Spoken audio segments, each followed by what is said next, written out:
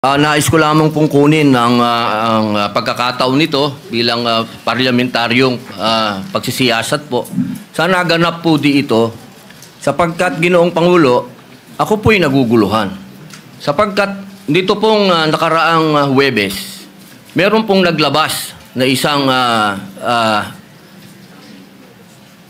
journalist ito, isang istasyon, na sinasabi na ako daw po ay nagngat-ngat dito sa loob ng Senado. Ito po ay ano po yung middle finger po. Habang tayo daw po ay nagsasagawa ng lupang hinirang, nagpa-flag ceremony, ako daw po ay nagngat-ngat. At ito po ay naging malaking issue. Ako po ay nagtataka, Ginoong Tagapangulo, sapagkat noong pong dati na binigyan ako ng issue na isang chismis, naglabas po kaagad ng ating Sergeant of Arms ng report at binigay niya po kaagad sa media. Ito po, wala pong kahit na sino ang nagpapaliwanag na hindi ko po ginawa. Ang tanong ko po, meron po ba tayong tinititigan sa tinitingnan dito? Kasi napakabigat po ng akusasyon na ito sa harapan po ng ating bandila. Ako po yung magngangat-ngat. At gusto ko pong ipaalam sa ating mga kasama, kung politika lang, handa po ako mag-resign. Pero pagka-religion ko po ang pinag-usapan, kahit sino sa inyo, kung ano gusto nyo, wala pong problema. Pero wag pong religion ko. Hinihingi ko po, wag pong religion ko, mahal na tagapangulo. Dahil ito po'y malaking kabastusan sa amin. Ito po, ang sinisip na ko po, ito po'y nag-iisang Diyos. Dito po nakasalalay ang aming pananampalataya. Handa po kaming magpakamatay para dito. Sana po wag pong gamitin ito para siraan ako. Dahil sinasabi ko po, mahal na tagapangulo, kung gusto niyo ako mag-resign, ngayon na, kung gusto ninyo. Huwag niyo akong siraan. Yun lamang po. Maraming salamat po. Tama po kayo. Pero ngunit ang inyo pong lingkod bilang Pangulo, nung nakita ko po yan, ang sinabi ko sa kanila, tignan muna nila yung mga litrato sapagkat nagpakita ng ibang litrato na kayo ay ang pintuturo ang nakataas at may eksplanasyon na ito ay isang religious practice kapag kayo ay nagsasampalataya sa bandila. Baka lang hindi nakarating sa inyo yung explanation na sinabi ko. Kaya ipagpatawad nyo na kung ang Sergeant at Arms so ang mga journalist natin ay hindi nila napansin yan. Ngunit ako mismo nung tinanong nila, sinabi ko na tignan nila merong mga pinakitang litrato ninyo sa kabilang side na malinaw na hintuturo ang inyong pinapakita. Opo, kaya patawarin nyo na silang ng mga nagkamali at medyo natanga ang pananaw. Opo, mainam po sana maglabas din po ng formal na investigasyon at formal na pahayag ang Senado patungkol po dito.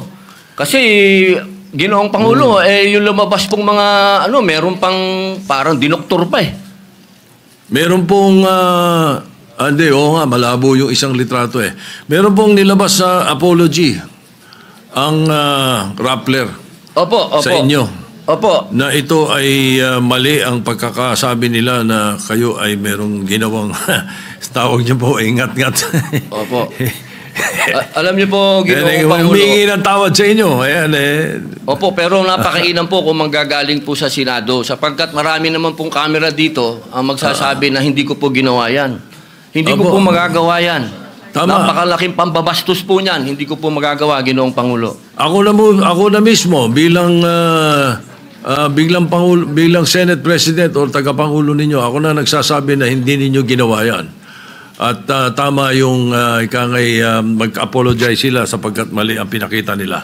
Patawarin nyo na sila. Meron pang isa, merong naglabas din ng isang fake news na meron daw kumakanta rito ng Bayang Magiliw na pababoy. Papayagan ba natin mangyari dito yun? Hindi po totoo yun. Hindi nangyayari yun. Nandito kami at wala tayong nakitang nagkumanta ng Bayang Magiliw dito o ng lupang hinirang dito na mali. Kaya dapat nag-iingat ang ating mga netizens. Na ibang napakahusay ng mga netizens natin kung tutuusin Pero may mga ilan nakakasingit talaga ng mga fake news na ganyan. Siguro masyado lang kayong popular kaya kayo pinag-initan. Maraming salamat po, Ginoong Pangulo. Wala po nga naman. Yes, Senator De La Rosa. Before we recognize Senator Bato de la Rosa, if he gives me the chance to help our distinguished colleague, Senator Robin Hood Padilla, kung gusto niya po, siya naman po ang chairman ng Committee on Public Information. We can refer his manifestation to his committee and he can look deeper into it kung okay sa kanya. Opo, kung yun po ang mamarapatin at pinakamaganda, opo. Maraming salamat po, opo, Pinuno Mayor Yang. All right, so Or at any least- objections? Yes, kasi Mr. President, he can also invite PRIB because the PRIB of the Senate, pag may mga ganyan, pag lumabas ka agad, pwedeng i-counter ng PRIB. Hindi na maghihintay po si Senator Robin Hood Padilla na yung staff pa niya magka-counter. Pwede nang i-counter agad kasi mayroon ng mga record ang PRIB, Your Honor. So, if it's okay with the good chairman of the Committee on Public Information, then I so move, Mr. Chairman, that we refer his speech to his committee. All right, any objection? Chair hears none. The speech or the manifestation of the senator from Mindanao be referred to the Committee on Public Information and Mass Media. Senator De La Rosa is recognized. Thank you, Mr. President. Mr. President, since nabanggit mo na lang rin na yung pagpangalaga sa lahat ng miyembro ng Senado ay isang tungkulin ng Senate President. I just would like to bring to the attention of the Senate President. I came across with the news. Now, when the Senate President was asked by a certain Christian Esguerra regarding the minority taking up the question about the custody of Bryce Hernandez.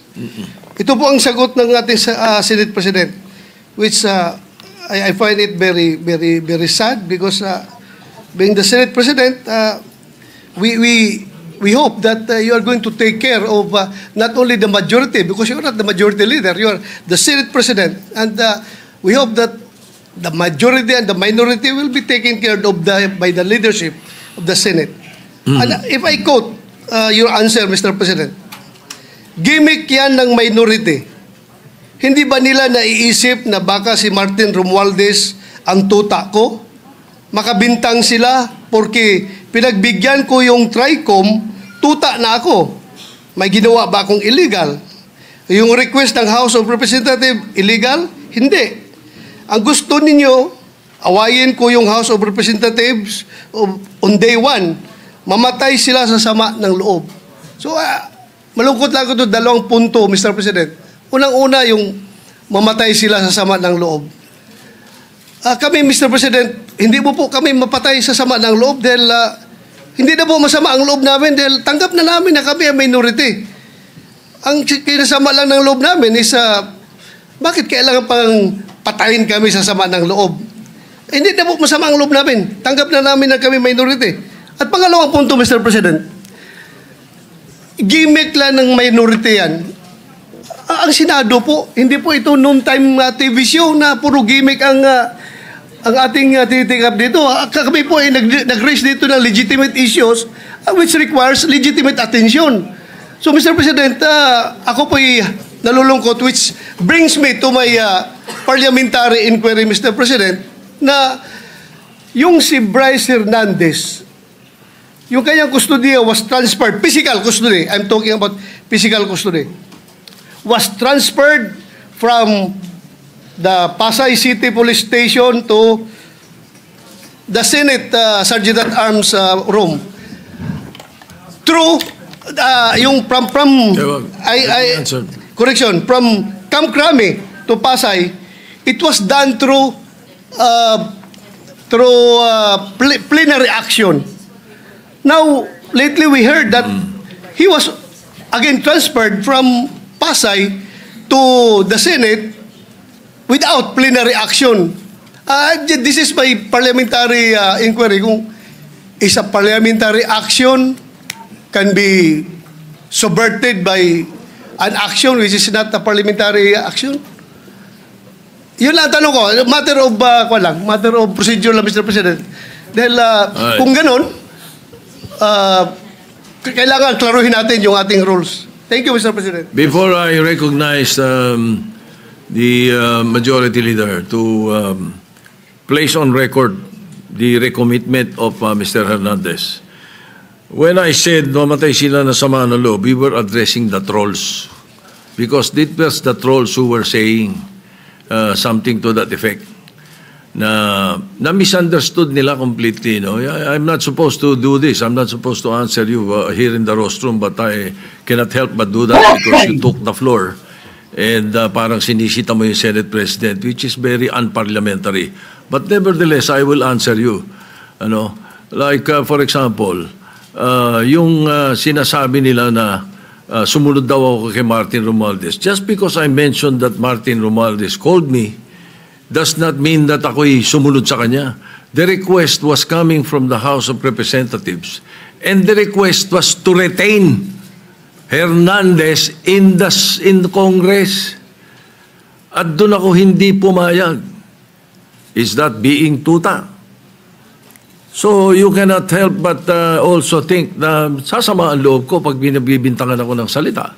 Hindi po ba? So, ayun. Anyway, mabuti na yung masagot natin yan. At sinasabi ko sa kanila, yung mga trolls, yung mga sinasagot namin.